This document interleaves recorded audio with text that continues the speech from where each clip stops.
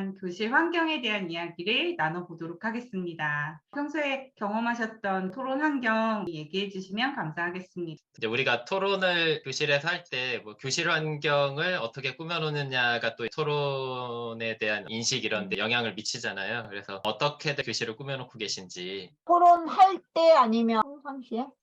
여기서 환경을 어떻게 정의하느냐에 따라서 달라질 것 같기도 한데, 저는 직접적으로 교실에다 뭐 붙여놓고 이런 것들도 있지만, 우리가 분위기라던가 교실 속에서 토론을 하기 위해서 뭔가 선생님들께서 신경 쓰고 계신 그런 것들이 다 환경의 범위에 들어간다고 보거든요.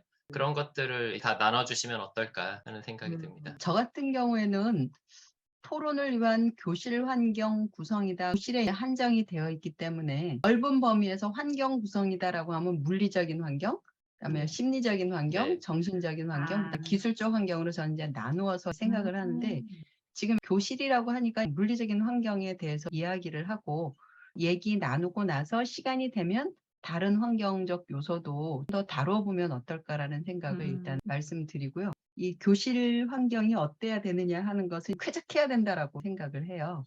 온도, 뭐 습도, 뭐 날씨, 오전에 하느냐, 5, 6교시에 하느냐, 점심 먹기 직전에 하느냐, 체육 시간 다음에 하느냐, 이거에 따라서 아이들이 미묘하게 달라지거든요. 비 오는 날 하느냐 막 따라서도 제가 감지가 됐기 때문에 이제 조금 하고요. 우리 게시판 많이 사용하잖아요.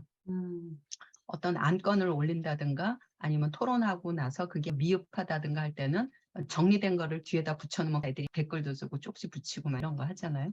분류하기 아마 애들이 포스트잇 일로 옮겼다 절로 옮겼다 하면 재분리를 하잖아요. 그러니까 그런 공간 하나 마련해 두는 건 뭐 어렵지 않으니까 꼭 뒤 게시판이 아니라도 복도 쪽에 창 하나를 이렇게 두 쪽을 가리면 충분히 되는 거라서 그런 건 많이 할 것 같아요. 그리고 모둠별로 뭘 한다 그러면 칠판을 6모둠으로 나눠주는 거죠. 칠판을 이렇게 금만 그어주면 되니까. 뭐 월드카페를 한다라든가 모둠 토론 장소가 필요하다.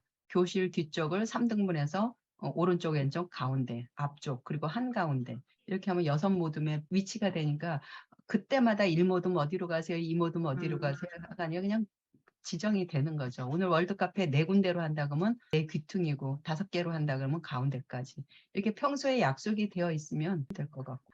우리가 둥글게 앉아서 하는 경우도 많잖아요. 당연히 동그랗게 앉거나 미음자로 앉거나 미음자로 앉는 경우에 의자만 갖고 할 경우에는 미음자가 되지만 그렇지 않은 경우 책상까지 한다면 2줄로 네모가 되겠죠. 또는 디귿자형도. 아니면은 반반씩 한다 그러면 책상 전체를 태극기서부터 저 뒤쪽까지 그물거서 양쪽이 다 책상을 서로 마주보게 하는 그런 대열도 있을 수 있을 것 같고, 공책도 물리적인 환경 중에 하나죠. 계속 거기다 이제 누적해서 자기의 생각을 쓰는 거죠. 공책에다가 표 만드는 경우가 많잖아요. 찬성, 반대 또는 비교할 때 뭐 이럴 때 표를 많이 만드니까 애들이 처음 공책에다 표를 만들어라 그러면은 표를 이렇게 조그만하게 만드는 거예요. 텅텅 비게. 그게 아니라 표를 만들면 공책 이쪽 끝에서 이쪽 끝까지 쭉 줄을 그어서 전체를 활용한다. 이래야지 아이들이 그 조그만하게 그려놓은 속에다가 작은 글씨로 꾸겨놓느라 하지 않고 표 만드는 것, 그 필요한 그 물리적인 것들은 그냥 가르쳐주면 그걸로 끝이죠. 저 같은 경우는 물리적인 환경은 그런 정도로 하는 것 같아요. 그리고 이제 모둠별로 나와서 발표하는 경우에는 우리는 모든 게 일방통행으로 돼 있어서 한 줄로 나오고 한 줄로 들어가는 거가 아예 되어 있어서 식판을 받을 때도 선생님 부르러 올 때도 뭐 친구와 싸워서 뭐가 있을 때도 뭘 가지러 올 때도 발표할 때도 항상 일방통행이라서 서로 부딪히고 꼬이는 선을 안 만들죠. 네. 그리고 신발 소리 내지 않고 걷기 뭐 이런 거. 그런 거 다 하시잖아요. 저는 물리적인 환경은 요것밖에 생각이 안 나네요. 네. 다 얘기하신 것 같은데. 다시 합시다. 처음에 교실 환경이라고 주제가 되어 있어서 심리적인 환경이나 기술적인 환경까지도 토론에 영향을 미치는 환경으로서 존재하는지도 생각을 못했어요. 포괄적인 핵심적인 얘기들 해주셔서 감사합니다. 네, 진행 그리고 잘하시네요. 그리고 이제 한 가지 빠뜨린 거 있으면 방법론적으로 하는 토론 말고 주제를 가지고 했던 토론들을 리스트를 쫙 적는 거예요. 그럼 우리가 어떤 주제를 여태까지 막 다뤘는지 한눈으로 쭉 이제 보게 되죠. 그 옆에 선풍기 달린 벽면을 이제 활용하는 경우가 많죠. 애들이 가서 쓰는 거죠. 그 주제를 가지고 토론하는 경우에는 그때 이렇게 쓰면 되니까.